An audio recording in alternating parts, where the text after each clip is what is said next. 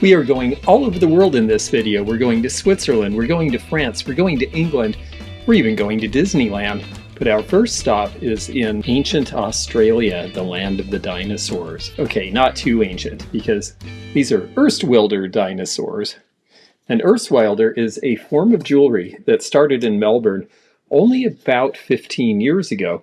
I don't usually sell newer items, but there is something about Erstwilder jewelry, and that is that they make it in very limited amounts for a very limited time. So even though this is only from 2021, this neck and neck pin with the two dinosaurs is out of production and will not be reintroduced.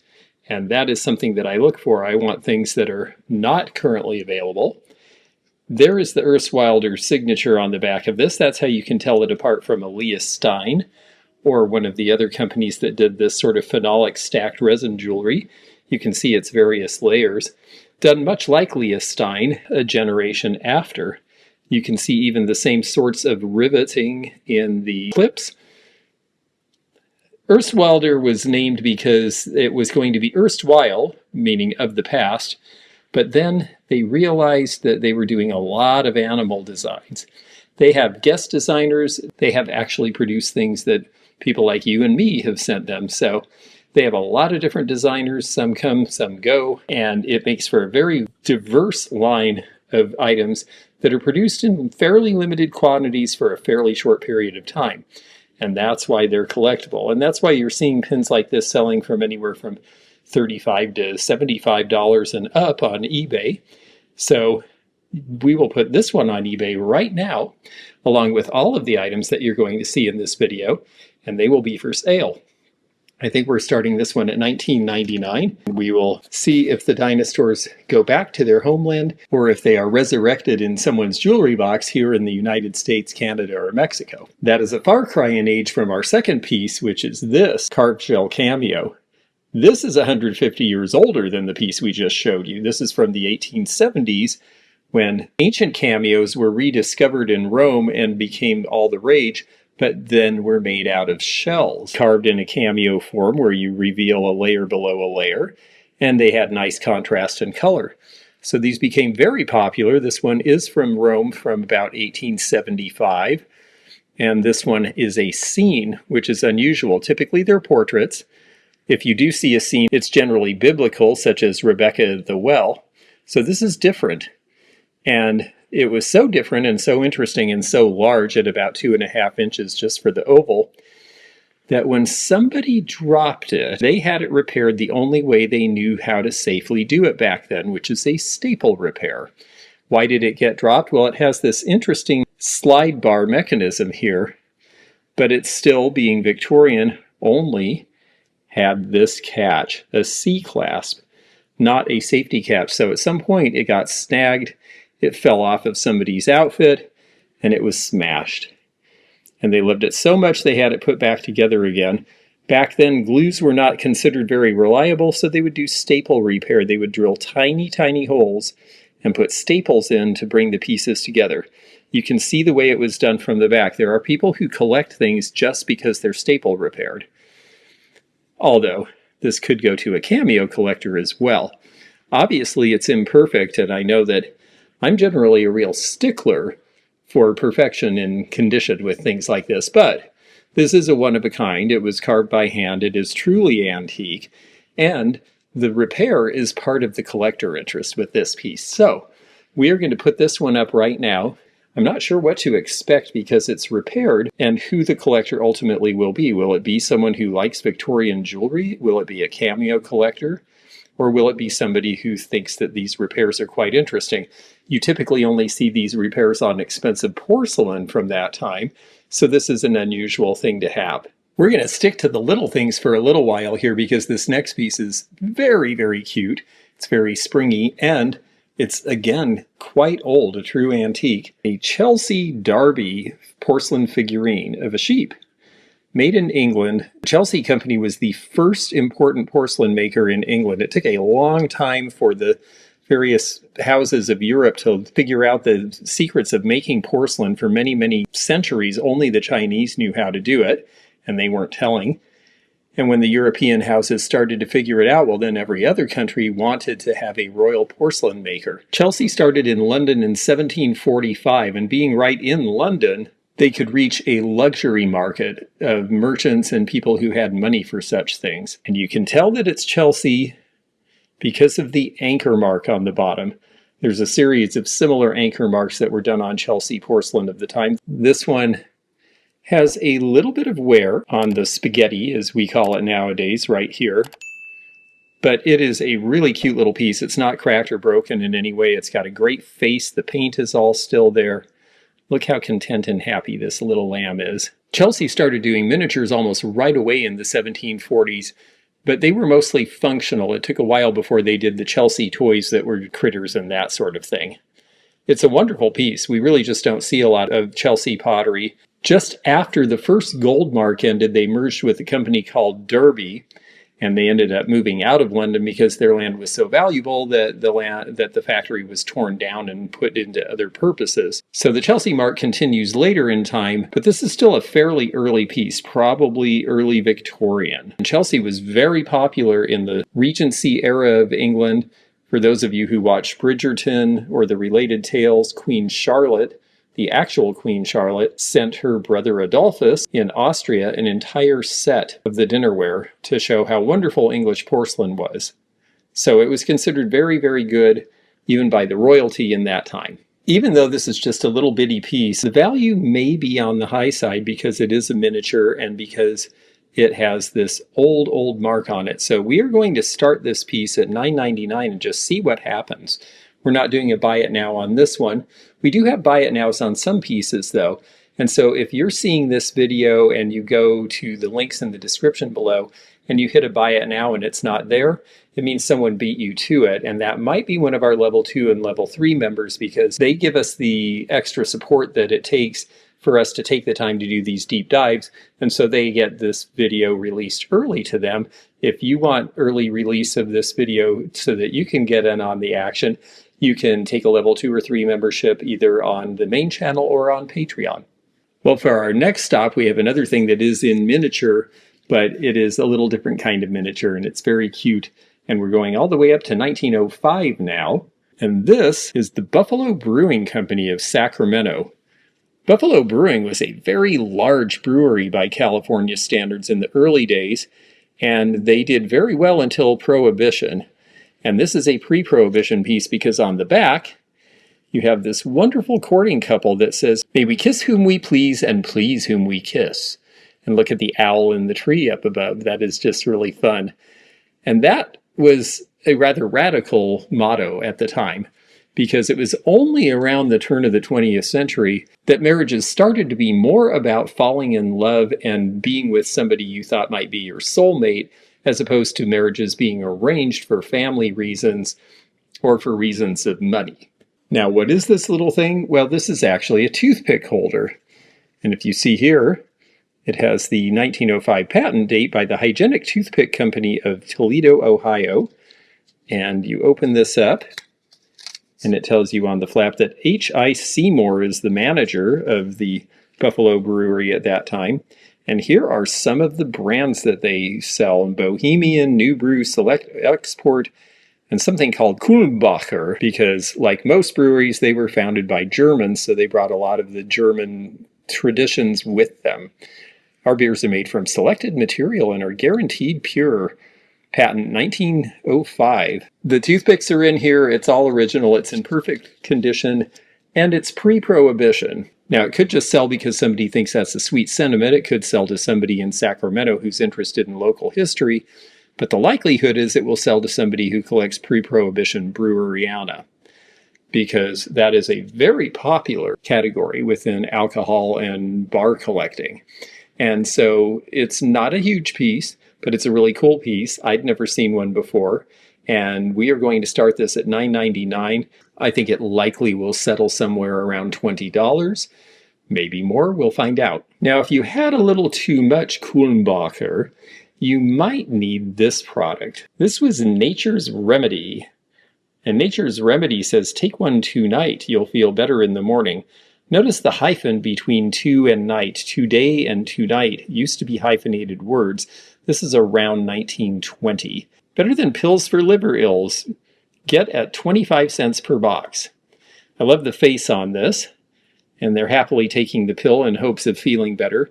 Nature's Remedy was a whole bunch of herbs and other things mushed together into a pill. And if you flip the back, well, you see, aha, a little bit of a sticker I need to get off, but this is a pocket mirror, and there is an infinite image of it right there for you. Pocket mirrors were very popular to give out in the 19-teens and early 20s as advertising pieces, because you'd have them in your purse, and then when you suddenly were feeling the need for Nature's Remedy, well, then you'd be reminded to get it. It had juniper berries and sarsaparilla. It was an all-vegetable laxative, so it was actually relatively healthy for a lot of things made in that period of time. And it's just such a great graphic. Such a great graphic that they gave a lot of these out. They're not super uncommon, but they are worth somewhere in the $25 to $30 range. We have a buy it now of $29. We're starting it out at just $9.99. So we'll see where this goes. We have one other pocket mirror to show you a little later that is interesting for a different reason. The price of gold has shot up to a record high as I'm filming this. And it's not surprising. There's a lot of economic upheaval and uncertainty right now, and people seek gold as a safe haven when that happens. This is not the first time that's been true. It happened in the 1970s as well, when we were taken off of the gold and silver standards, and the United States sold most of its gold. And so the gold market started to be allowed to fluctuate. It had been pegged at $35 an ounce for years. It is now $3,500 an ounce. So it's gone up 100 times since the 1970s. When this ring was made, this is a 10-carat marked gold ring, and it is an award from Farmer Brothers Coffee of San Francisco. Now, the blue stone in there, I assume is glass. It does not have a hole in the back to breathe like a natural stone.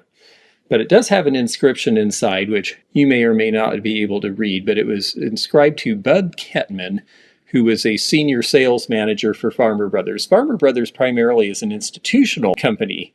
They sell coffee to restaurants and hospitals and cafeterias and places like that. And until Starbucks came along with the retail, Farmer Brothers was the big coffee company on the West Coast. Now, this ring is fairly large. I wear a 7.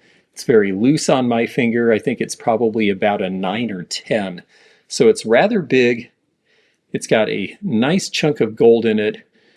I don't have a way to weigh it without the stone, but I think it's somewhere around a ½ ounce of 10-carat gold. 10 carat means 38% gold, and the rest is an alloy. But gold is so expensive now that even at 38%, this piece is probably worth somewhere in the $250 range. And it's got really cool logos and interesting things. If you are a coffee buff or you just like award pieces, Consistently Good Farmer Brothers Coffee, 1912, that's when they were established. And around the edge here it talks about Farmer Brothers Coffee, Circle of Success. So you had to be pretty good to wear this ring. It is actually a good thumb ring for me, so that gives you an idea of the size. It is definitely hefty. For all those reasons, I think this should be of interest right now. Honestly, with the price of gold so high, we're going to lose a lot of things like this. Many, many gold items will be taken to scrap because the value of the gold is so high. Now, if you're talking QVC jewelry you bought 20 years ago and maybe paid a little too much at the time, but now the gold's worth a lot more, well, that's a great thing to do with it. But if you're talking about something that is an award or personalized or has some other interest, well, we're hoping that maybe a collector, maybe someone who was involved with Farmer Brothers when they were still in California before they moved to Texas, maybe somebody who just thinks that award rings are cool, or who doesn't really care what it says but realizes that this is going to be a very impressive ring if you have it on your finger from a distance. I had a friend, this isn't actually legal in a sense, but it is the way she did it. She really liked to wear jewelry. She also had taken martial arts. I said, "Aren't you afraid of your rings getting stolen?" And she said, "Do you notice how big and sharp they are? It's like having brass knuckles." And I thought, whoa, never thought of that. So who knows?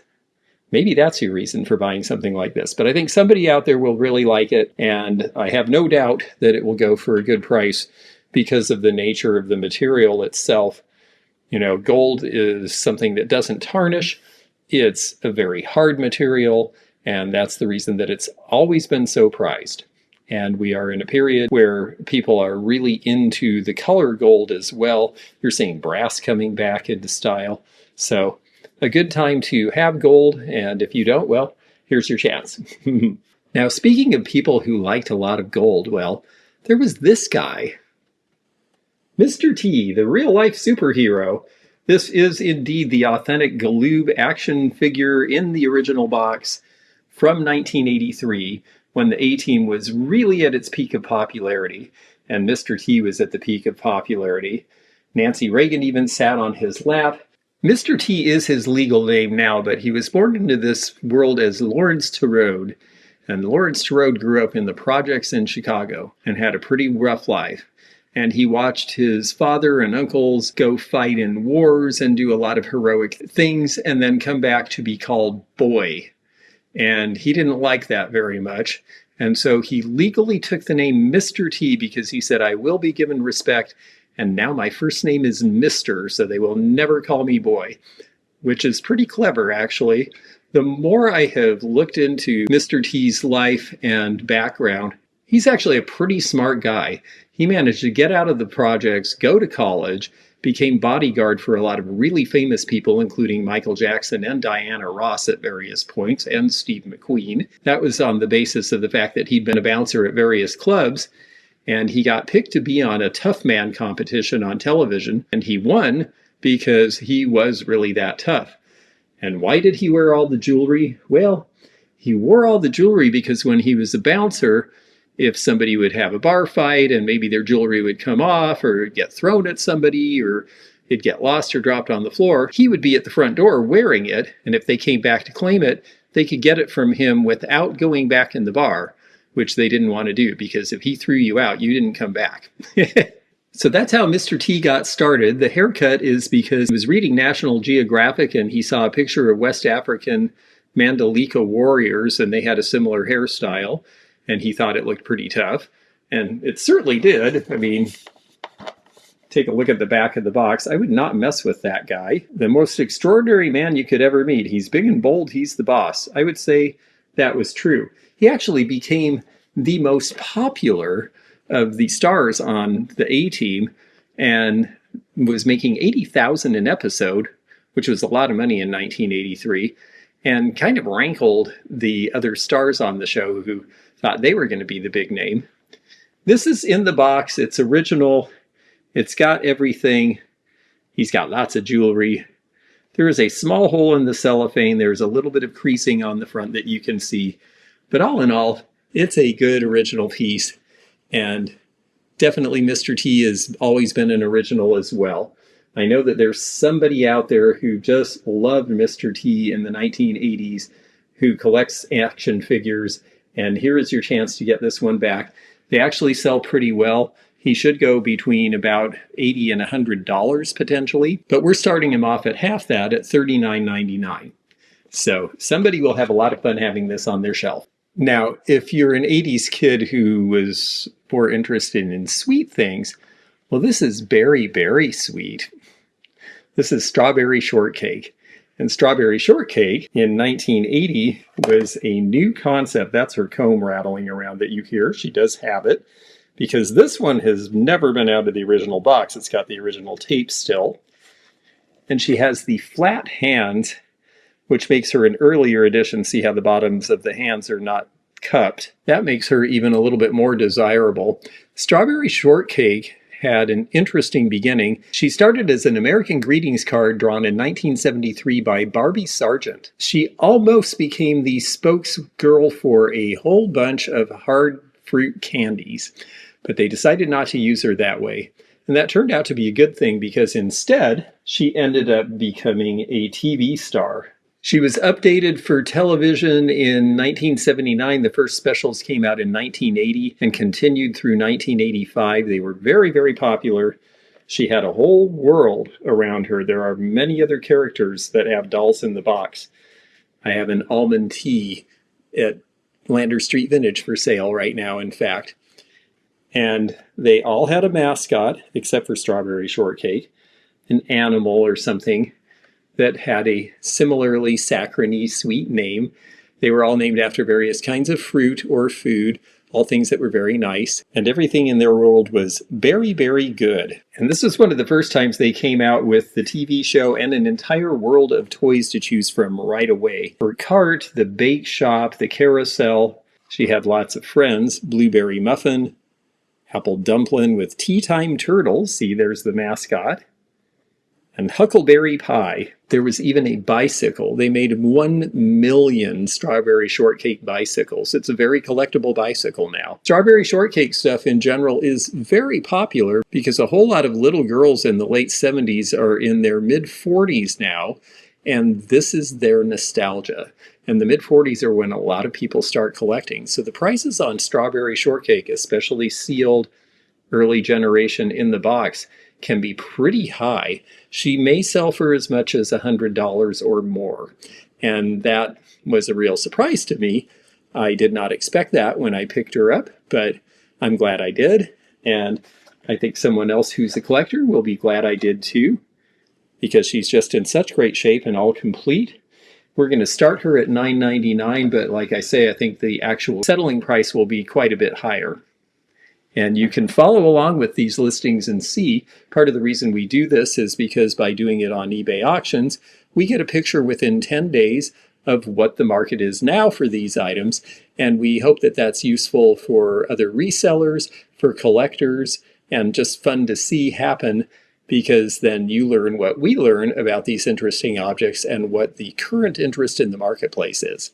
Now, if your tastes are a little more grown up and sophisticated than those things, well, you might be stepping out somewhere, and if you're stepping out, you might need a lovely purse to take with you. And I really like this one, especially under a good light, which we have here, because this is micro beaded. This is Joseph. Joseph is a good name in purses. They are mainly French and Belgian. They're 1950s and 60s. This one has the Joseph Belgium label on it. It is in wonderful shape. Look at that beautiful cobalt lining. This is a deep navy color. All these little bugle beads, these micro beads, sewn together by hand. It was made with very good quality, interesting patterning. I just think these are really pretty. Sometimes they have floral designs. This one has a little surprise in it. I don't know whether it went with it originally, but we're leaving it in because it is similar. It appears to be a glasses case, although you could use it for any number of things. It opens here, and it's about 5.5 inches long. It seems to be a darker color, but this is just a really cool thing. When I opened it and found it, I thought, okay, well, that's a bonus to me, and it's a bonus to the next person. It is in wonderful, immaculate condition. I have a friend who hangs these on her wall in Oregon, and it's right by the door, and if she wants to take one when she goes out, well, she just grabs the one she wants for the day. They make great wall art, so there's a lot of reasons people buy these. This is not the same Joseph with 2 F's that did the jewelry in Hollywood. This is a different company, and we honestly don't know a whole lot about their designers, but they did a wonderful job. That much we do know. And if you happen to know more about this company, say you're a viewer in Europe, we would love to know more here in the United States about this, because information seems to be somewhat lacking, and yet we see a lot of these beautiful purses that were made by them. So leave us a comment. Notice the difference in how tight the micro beads are. Very different from the Hong Kong made purses of the 1960s that were copying this. They're fun and they're showy and they have lots of spangles, and they're also very loose, and this has a lot of weight. The Hong Kong purses typically don't. They're just not the same kind of quality. So this one is something you can carry around and it will last a long time. We are starting this at $29.99. We have a buy it now of just $45, so not terribly expensive for what it is, especially compared to a new purse. So we're going to put that right on and see who gets to step out in style. Well, speaking of style, this next item was a style must-have in the 1980s and 90s, and that is because it is a swatch. Swatches stood for Swiss watch or second watch, and both were appropriate because the Swiss watch industry was really struggling in the late 70s. You can see it still works. I've got a new battery in there. The Swiss watch industry was a luxury product. It was all very well made.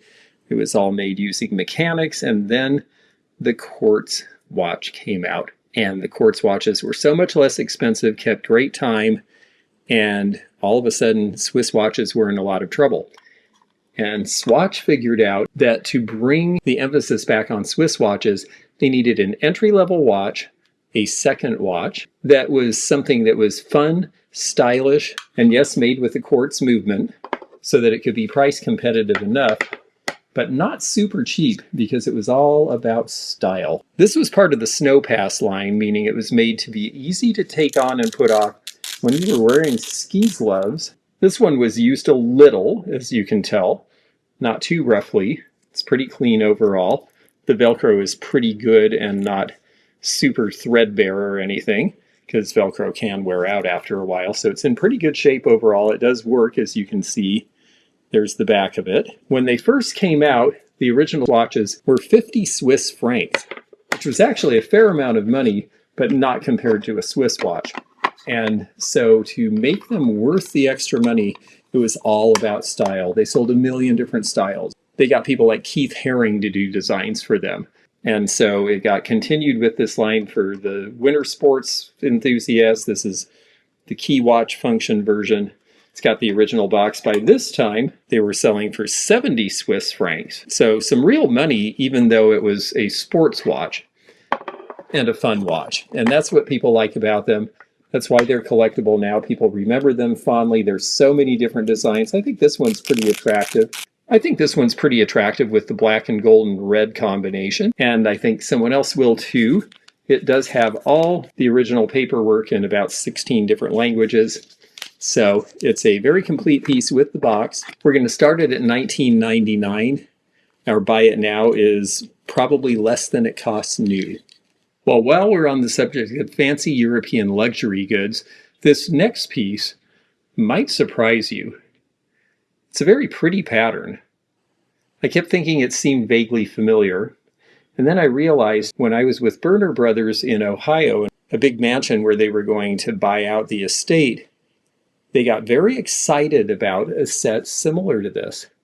And at first I wasn't sure why until we looked at the bottom. And this one, under the $125 original price tag for this creamer, a little hard to see. I didn't want to peel the whole sticker off, but that is the head of Medusa, and that means this is Versace. And Versace, of course, a very famous luxury brand, and they had these made by Rosenthal. And Rosenthal is one of the best current producing porcelain makers in Europe today. Rosenthal started in the 1800s in Germany. They did a lot of wonderful moss rose patterns and other things that are very quaint and Victorian. They were confiscated by the Nazis because they did not like the Nazis and they fled. And they got their factory back after a lot of haranguing after the Second World War and started production again. And great thing that they did, because part of the reason Rosenthal is still in business is they had the understanding that the market was changing. And they started doing studio line pieces with a lot of famous mid-century designers. And then they got the contract with Versace, and they made really good quality porcelain. And between that and the Versace name, that's why a creamer in the 1980s in this arabesque pattern was selling for $125 new. And this stuff is not cheap on the aftermarket today either. Versace itself is not that old a company. Gianni Versace only started his company in 1978 after about 5 years as a designer for other people. So his rise was rather meteoric. His designs hit the Milan runways. They were just right for the era. And so Versace became very popular very quickly, especially in the 1980s as a luxury brand. Famously, of course, he was friends with Princess Diana, and he did all of her outfits for her after she separated from Prince Charles and was on the market again. So that tells you the kind of crowd that he was running with. Elton John is a big fan of his. A lot of men and women have worn Versace and advertised Versace. They had a lot of commercials with famous people in them. They were very smart about how they grew their company and very smart about who they had make things under the Versace name. and that's why they picked Rosenthal. The quality on this is wonderful. We are starting it at only $39.99. Our buy it now is $125 because we do see them still selling for the price that they sold for new. We have a celebrity next who you've probably never heard of. I had never heard of. Turns out we all should have. And if we'd been around a century ago, we would know who Harry Pilser is. Because Harry Pilser, with the French writing below, was not French but was American. But his wife was French, and her name was Gaby Delis. And Gaby Delis was very popular in the United States as well as in France. And she and Harry Pilser, right before the First World War, were big Broadway stars. They were on their way to becoming the most famous dancing duo in the United States. This is long before Fred Astaire and Ginger Rogers. They both starred in the movie The Triumph in 1915, which was a triumph, and then were cast on Broadway in the Irving Berlin musical Stop, Look, Listen, which is famous enough that I have heard of that one, and I suspect some of you have as well. Why isn't Harry Pilser known more today outside of the Broadway and dance crowds? Well, unfortunately, his wife died of the Spanish influenza in 1920. And because of that, he pretty much ended his acting and Broadway career, moved to Europe, and became a choreographer and a trainer of other dancers, as well as the master of ceremonies at casinos in Cannes and Deauville. So he had a great life, but unfortunately he had to have it on his own. This pocket mirror would have been given out in France sometime right around the end of his performing career. And there you see it is a pocket mirror. There's another endless image for you. It's in great shape. And they're not very common. We don't see a lot of celebrity pocket mirrors. So I'm not really sure what to expect as far as how this will do. Because who has another one? Is it so obscure to us now that people won't bid on it? Or is it so unusual that people who are in the know will think this is very special and hard to find, which I'm sure it is, and bid it up? We'll find out together. We are going to start it out at just $9.99. We're not going to do a buy it now because we don't know the answer to that, and we're going to let the market tell us. I went to an estate sale in Seattle recently, and I went specifically because I really liked this piece. And I promised myself that if it was priced below a certain amount, that I would buy it and put it on eBay and share it with you. And that way we can see what the market really is, because you just don't see this one very often. This is Weller two-tone. And look at the great colors, first of all. This came out in the late 20s. When you see it marked, which it often is not, this one has no mark. When it does have a mark, it has an ink stamp with the Weller pottery in the arch. When I say it's not marked, that doesn't mean it doesn't have any marking. There is a mark here. That is just so that they could take it back to the production line and figure out who the decorator is, so that's a decorator mark. But if you didn't know this was Weller, you might not know it was Weller. You might actually think it was Muncie pottery because of the color scheme and the way it variegates. You might think it was Roseville because it has that quality to it.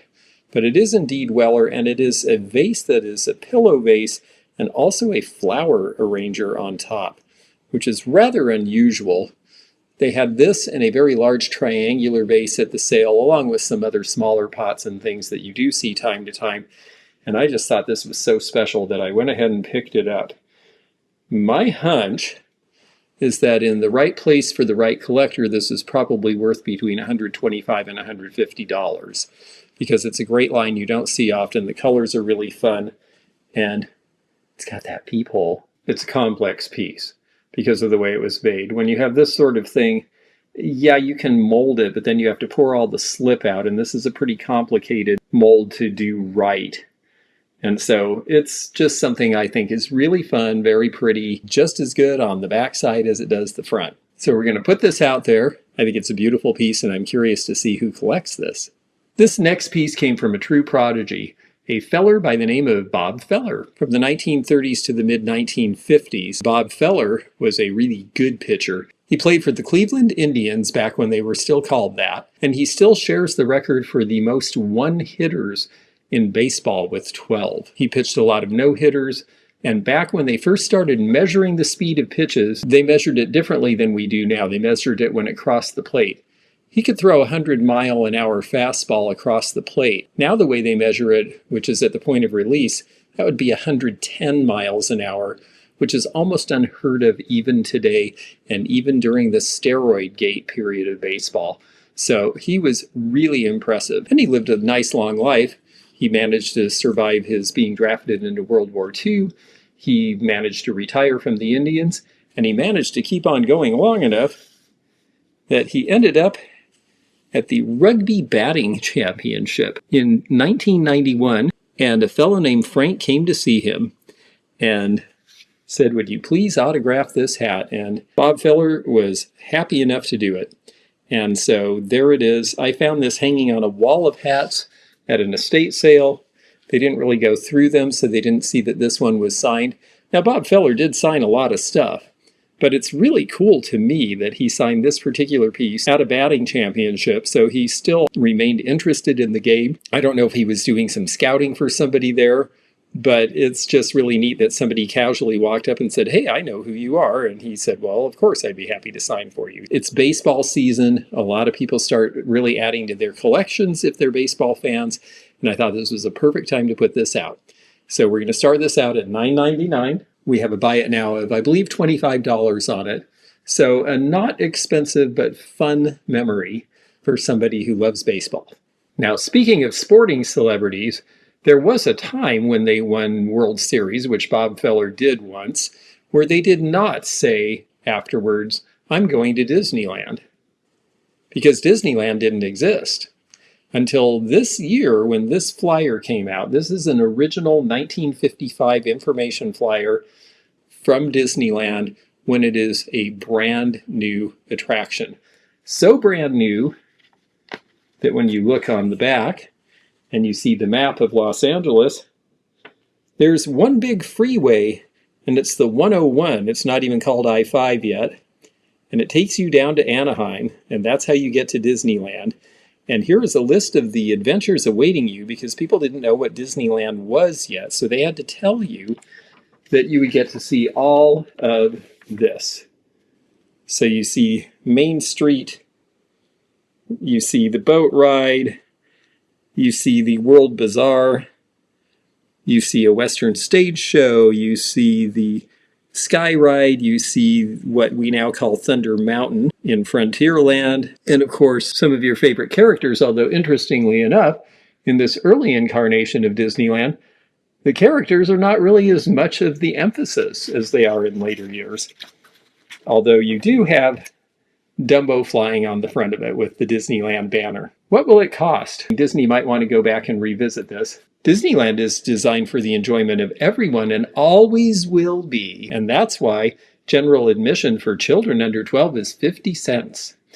And for juniors aged 12 to 17, 70 cents. And for adults, 90 cents. Now, if you figure that out adjusted for inflation, that is far less than a ticket to Disneyland costs today. How long should we plan to stay?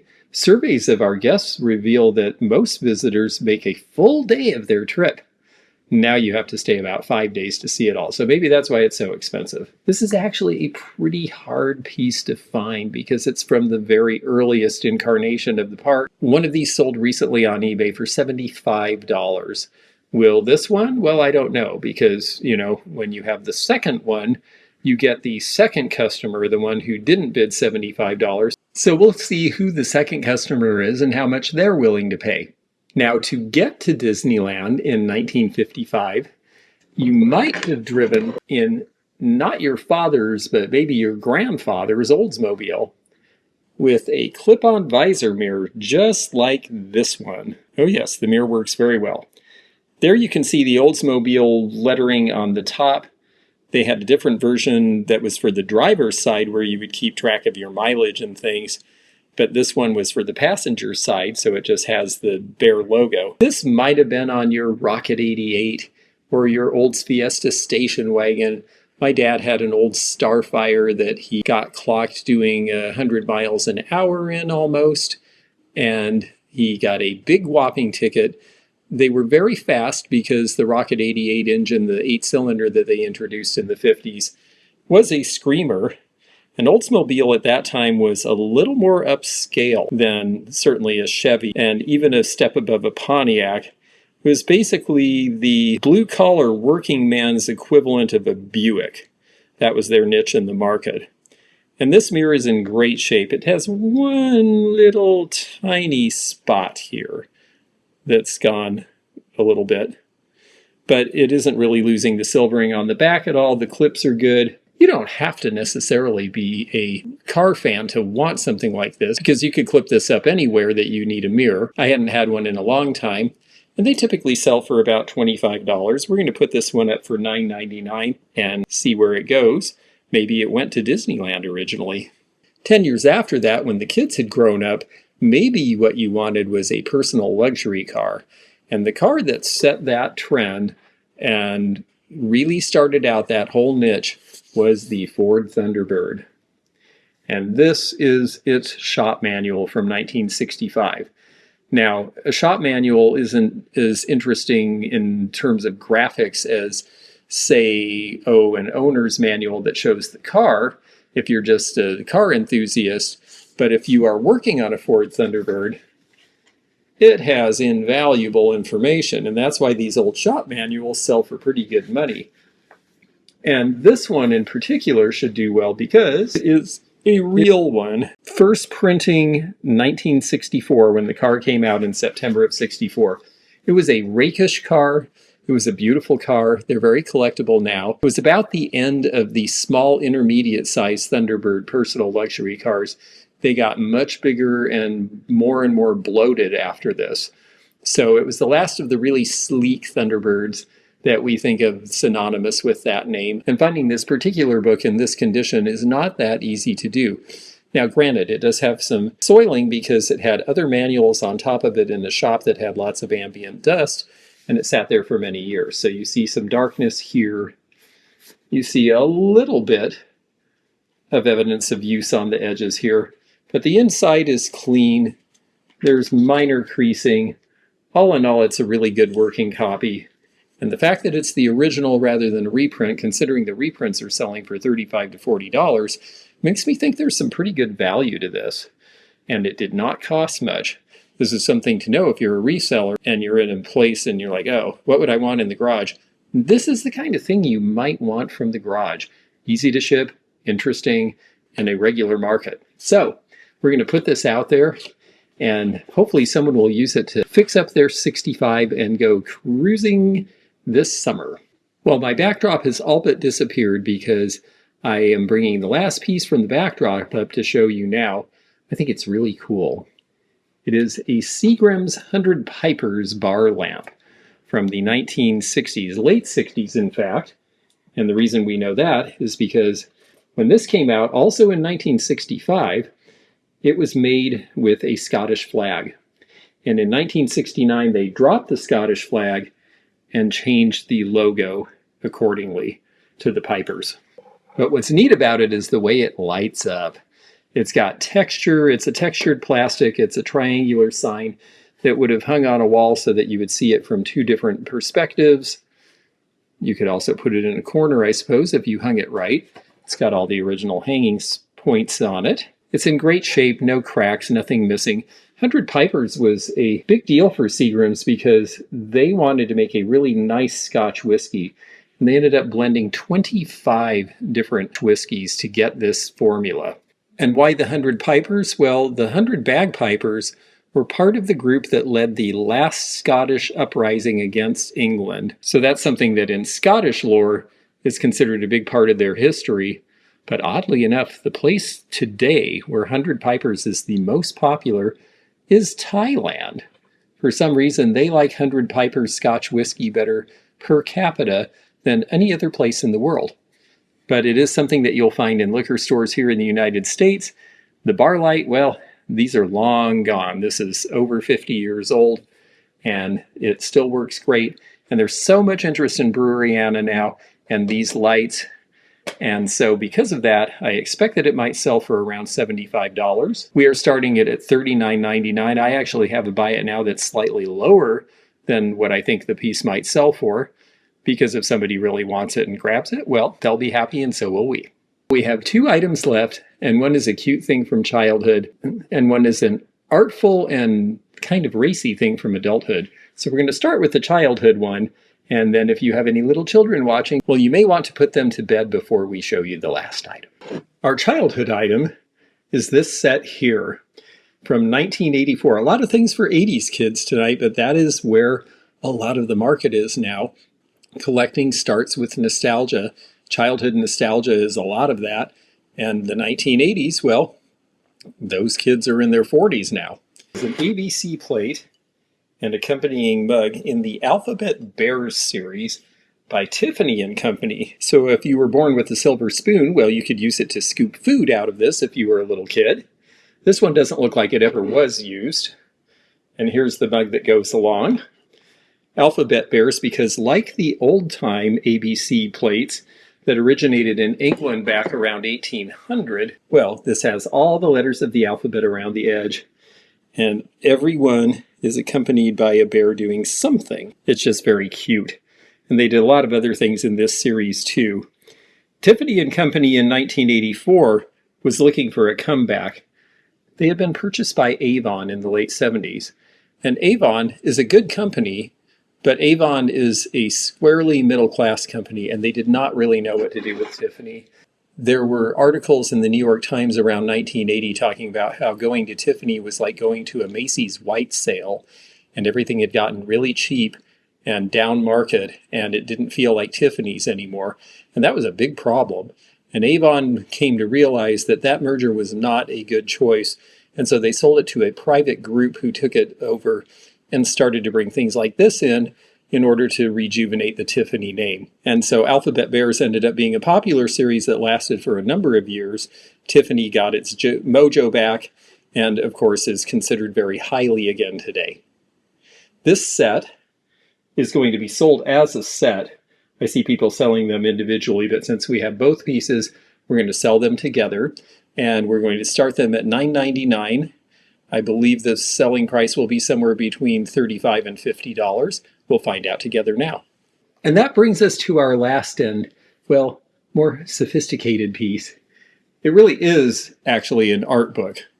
This book is called Highlights and Shadows, and it came out in 1937. Well, 1937 is shortly after the Hayes Act is enacted, with lots of restrictions about morality in motion pictures. There's a lot of concern. The morality police were really out in big numbers in the 1930s.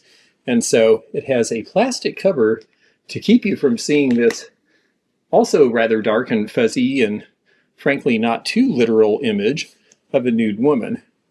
And we'll cover up because we're being polite. But this whole book is full of photos by famous photographers of the time doing nude studies. Arnold Genthe was the person behind this, and he called it Highlights and Shadows because his form of photography as a pictorialist really featured soft focus. He lived between the 1870s and 1942, and so he died about 5 years after this was done. Ironic, because in the 1940s, suddenly celebrating the female form became very popular, and this book probably would have done better then. It says the cover design is a prize nude by Lionel Heyman, and there are a number of photographers in here depicted. There's probably something like 75 scenes overall. They're people who might not be famous to us today, but they were famous at the time. And they go to great lengths not just to show the picture, but to talk about what camera they used, what lens they used, how the f-stops were set, because this was intended to be a serious art book. Now, I have to be honest, I got it out of a collection of older, not so artsy nude books. We'll just put it that way. And so I was surprised to find it in there. But this is actually very sophisticated and really very nicely done. This picture is by Thomas Owings. Very nice use of light and shadow. And I think we can show this because they show stuff like this on television now. This particular book was done in spiral binding because there were not a lot of publishers who were not afraid to publish something like this. Even though this was done to celebrate the female form in an artistic fashion that was not intended to be pornographic, it had to be dealt with as if it was. But it makes it a very interesting book. Now, it's a little bumped, it's a little yellowed, It's not perfect in every way, but it's a pretty good intact copy, and the interior pages are all good. We're going to start it at $29.99. I have seen these listed. I haven't seen any sold. So I'm starting it at a lower price, figuring we'll get bids on it and interest, and then we'll find out together what the market really is. And then all the other people who have their listings can adjust to it. Because so often I see people on eBay and they just pick a number, they stick with it. That listing stays there forever and ever and ever and ever and ever. And we don't really know what the market is. So that's why we're selling these things on eBay auctions. Thank you so much for watching. Thank you so much for the members who support this and do the extra that lets us do this extra for you. And can't wait to see how all these do. And we'll come back with a report later. If you enjoyed this video, check out this one.